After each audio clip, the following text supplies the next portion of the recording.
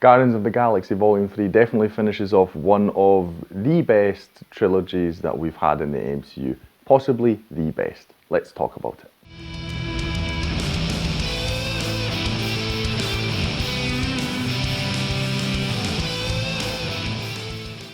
Hi, my name's Stu and welcome to another review video on Flying Wiener. I was really excited to go and see Guardians of the Galaxy. I always say, not that I'm ever prompted to, but you know, I like to pretend people come to me with this kind of advice seeking.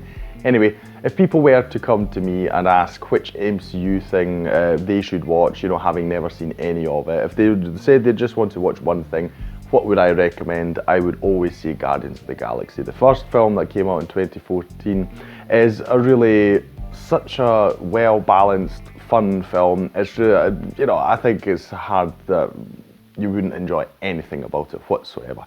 It doesn't lean too heavy into the comic book stuff, you know, at the same time it just has such a good balance of characters from all over the spectrum and galaxy as well, I suppose. So yeah, it is one of my favourite films in the MCU. The second one was okay, it wasn't bad by any means, it was just okay. I mean, it's just more of the same in a way, but we enjoy spending time with these characters, so that's great. Obviously, like many people, I was very excited to see James Gunn finish off this trilogy with now Volume 3. If you're not familiar, this was a bit on shaky feet actually, this film, because years and years back, around about the time when Volume 2 came out, there was some controversy, some old tweet resurfaced, you know, typical cancel culture stuff. Blown out of proportion in my opinion back then. While, okay, yeah, I mean, jokes, you can discuss about that at length. I'll just say the abbreviated version for me is it was blown out of proportion. Yeah. Anyway, what happened? James Gunn was let go. I believe he even got some severance payment. Went to DC, did The Suicide Squad, did Peacemaker, is now the head of DC Studios, and in the meantime they actually, between Peacemaker and making him the head of DC Studios, Disney actually was able to bring him back and get him to make Volume 3 as he originally intended years and years ago. So on top of everything else, he got to do all the projects he wanted, and he's now got, you know, the place at DC Studios, so you can easily argue he has furthered his career. He's currently writing Superman Legacy. You know, I mean, I would assume that for many people that is the pinnacle, writing a Superman film and directing it possibly as well. And on top of everything else, he got that severance payment years and years back, and now he did the film anyway, and I suppose he got his original money too. So yeah, I think it's all went really well for James Gunn in that sense. So but I'm really happy that we got him doing it and not someone else, because it is really difficult to imagine someone else trying to fill these shoes and make this film without his you know, well, just all the little things in this film, they do feel very much like the others, so you know, it's kind of impossible for someone else to make it and it not to feel and look different. I will say though, before we go into the plot, that this film really only makes sense in all its themes and everything that's going on if you have seen the previous Guardians thing. So that, I suppose you could say, is quite a big negative point of the film. If you just go in into it blindly without knowing Guardians of the Galaxy, having seen any of the previous films, you might feel a bit lost in the whole thing, or you might not like some of the characters, some things they do, because you don't understand them quite so well, because you've missed what came before. So if you're not familiar with the franchise itself, I do definitely say watch at least the 2 Guardians films that came before. If you've got Disney Plus, definitely also watch the holiday special, which was quite fun.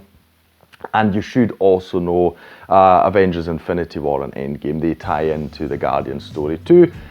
They do also appear in Thor Love and Thunder, but that is just very, very short. That really does not do much for this plot, so that you can leave out if you're not a fan of Thor. But yeah, the other five things I mentioned, you should definitely have a look at. Anyway, so the plot of the film is, it's actually rather simple really, and it's all within just a short time span of, I think it's 48 hours, so it's a really small and compact story, at least when we look at it in terms of time.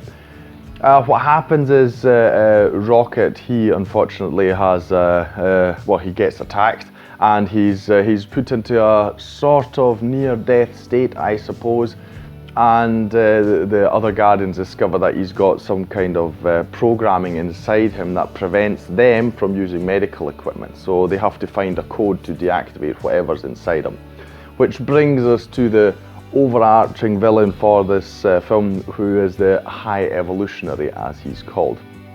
And he made Rocket into what he is back then. So he experimented on creatures, particularly animals, and as the name High Evolutionary kind of hints at, he wants to perfect evolution in that sense. So he is the one ultimately who gave this raccoon, you know, more higher sentience, higher being, higher intellect, whatever you want to call it. And so we get into that story. So they have to go to him to find the means to save Rocket. And at the same time, though, the High Evolutionary is actually, and this is how the whole thing came to be, this is how Rocket was injured in the beginning. He is trying to get Rocket back because it turns out that this intellect that Rocket has is very unique, as in the High Evolutionary, he tried to replicate what he had with Rocket, is unable to, so he's trying to retrieve him after all these years to further his experiments. And that is the main conflict we have here. That is basically the story of the film. So, I mean, it's very clear from the start that this is what's happening, so it's not really a complex story that evolves in that sense. The stakes are immediately quite clear what's going on, and that is what the film is about. So we've got, well, going back and forth, the Guardians are trying to find this code and where to get it from. And at the same time, we see what the High Evolutionary did and is still doing. And yeah, that is it really. I don't think I need to mention much more about the plot. We are mainly there for the characters, of course. The Guardians are, they've gotten bigger and bigger, but they are still all really cool. I like the interactions they have with each other. Interestingly, and I didn't really expect this, to me the standout in this film was actually Nebula. So that's Karen Gillan's character.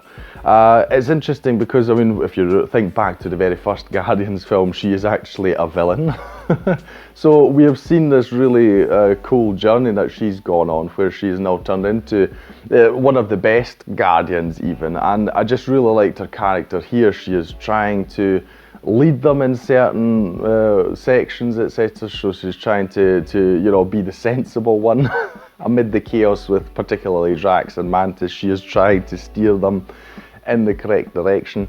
And she just gets a lot to do. And I was just thinking multiple times during this film, her design is still one of the best that we've had in the MCU, with the black eyes and just the overall look. There's so many scenes where she just looks really cool. So yeah, one of the most unique looks, I feel that, I mean, and it's quite difficult in a comic book universe, but that's what I feel anyway. I mean, you've got, they all do great jobs. So, I mean, I do single her out because I feel she was the most important. But Rocket as well has got a lot to do here. This is a lot about his backstory, of course, with the High Evolutionary, with that connection. We get to learn a lot more about Rocket, how he came to be, what his journey was, which is also good because that has always been hinted at in the previous films, and we never got to see that much. But we do here, and it's really cool that it's all fleshed out. Like I said, they all do great jobs, and we've got just such a big roster of actors here. It's great. Even Sylvester Stallone is back, you know, leading the Ravagers. You've got Sean Gunn as Kraglin, is also cool, finally figuring out the whistle arrow weapon. And you've got so many cool elements. One other person I would single out is Chukwudi Iwuji, who plays the High Evolutionary. It's real fun for me because I just recently watched Peacemaker. I'll leave a link to that at the end of this video. You can check that out if you want to. And I really liked them in Peacemaker, so it was cool to see that James Gunn, I mean, he does have this roster of people that he just likes to put in his projects, which is fine. I mean, you've even got Nathan Fillion appearing in this as well, for instance. But yeah, so I really like that he took him from Peacemaker and put him in this, because I feel he was perfect for the High Evolutionary. It's really cool after watching a quite unhinged Kang in Ant-Man and the Wasp: Quantumania. It was quite cool to see just shortly after another installment of a quite insane, and in this case really just literally evil villain. So we've got all these animal experiments happening. It's also a big theme of the film. I'll come back to that in a minute. But Chukwudi Iwuji does a really great job as this villain. You have no sympathy for him whatsoever. He has no redeeming qualities. But it's just the way he's played it, it's not boring. I don't feel it's, some people might find it's overdone, etc. But I don't think it's overacting. It's just, it makes sense for this character who sees himself as a god. He actually says in the film, there is no god, that's why I stepped in. So it really fits just with the characterization, at least that they present in the film. Don't know what it's like in the comics. So to me, he's perfect. And considering that Marvel currently has problems with Kang, at least with the actor attached to it, I won't comment that any further. I was thinking to myself, because I also saw a comment on Twitter, someone said, what if they kind of argue that away with the High Evolutionary being a Kang variant, you know, that could take his place. I could easily see, at least acting-wise, you know, Chukwudi Iwuji could definitely fill that role very easily. Anyway, I wanted to single him out as well. I've just mentioned the animal abuse angle, and this is actually something I feel should be at least mentioned in short. If you're going to this film with kids, you should definitely be aware of this. This film can get very dark at times. It's actually probably one of the darkest MCU films we've had to date, which is something I generally like. I like that they're not just trying to stay, you know, colourful, happy Disney. There are some very colourful scenes here as well, don't worry.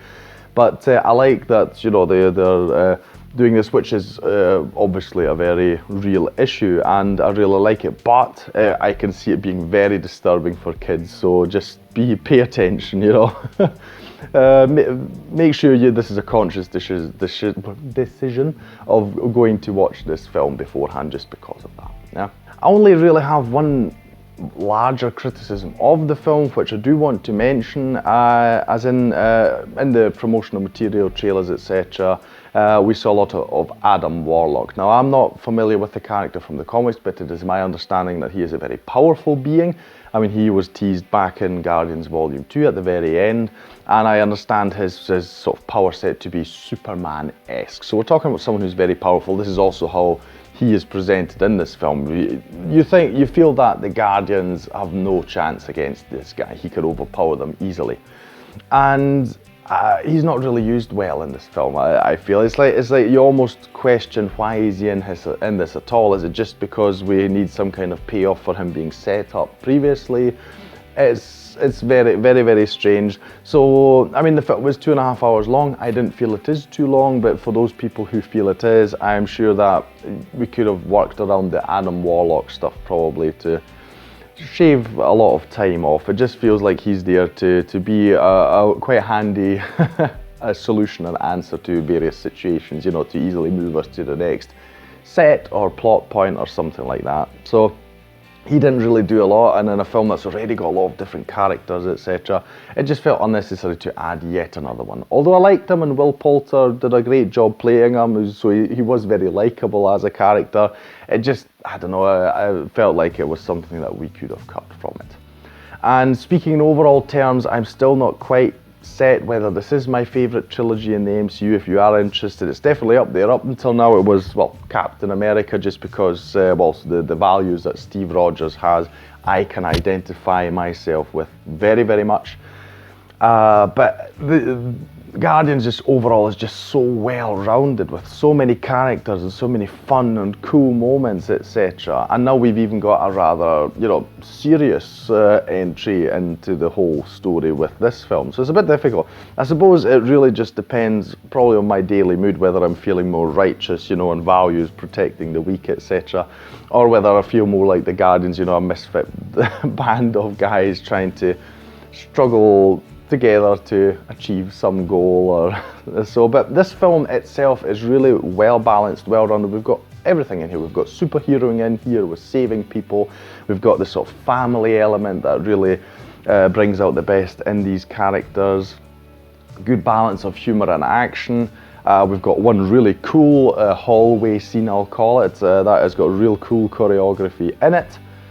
Yeah, there's just a lot of elements here that I really, really like. So this is definitely, especially from the last few films, one of the strongest MCU films in quite some time. Maybe even since Spider-Man No Way Home, I would say, something along those lines. High recommendation from me, particularly if you're a Guardians fan. It will be interesting to see what they do in future with this franchise. I mean, I think they're going to touch it, because obviously they've got these characters, they don't want to leave money just lying around. At the same time, it's a very risky thing, because imagine if they make some kind of Guardians film and it doesn't work, everyone will be like, well, what did you expect? You know, James Gunn's not involved, why did you touch it at all? So if they do touch these characters again, they really need to make sure it's an absolute win, and the film, whatever form it is, needs to work. Otherwise, you know, that'll be dead in the water. It'll just be a really terrible legacy left for the Guardians franchise as a whole. But definitely go and see this. I don't think you will feel your time is being wasted. But again, watch the previous things, because otherwise this whole thing will just not have the impact it is supposed to have for you. Bit of a longer video today, but there's just so much to talk about with this film. I really enjoyed it a lot. If you enjoyed this video, please like, share and subscribe. It is the best way to support this channel. Leave a comment down below about anything James Gunn related, Guardians related, comparisons to the comics, which I'm not familiar with, so I'm happy to be educated on them. Very much so. Future of the MCU, future of the Guardians, anything you want to discuss in that manner, leave it down in the comments below. I'll thank you for watching this video, and I'll see you in the next one on Flying Wiener. Take care. Bye.